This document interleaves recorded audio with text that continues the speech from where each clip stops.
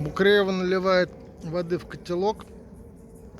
Сейчас будем готовить еду на костре Дакота. Там маленькая дырочка, это чтобы ее прокопать, пришлось расширять. Блин, я его минут 40 копал.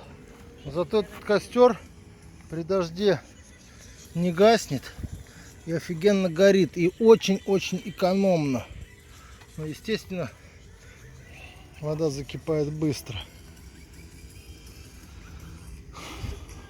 Для этого лопатку сейчас покажу. Вот лопатка. Это у нас противовес.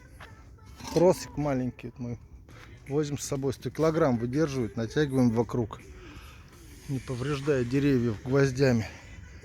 Вот лопатка. Раньше 550 рублей она стоила. Качественная, прикольная. Не знаю. Вот ей копаю яму эту. Копал. Но это самый крутой костер, что вот я в интернете обсматривал. И вот этот прям суперский. Сырые дрова кидаешь. Вот сейчас сюда сырое полено кинешь, как в топку сгорит.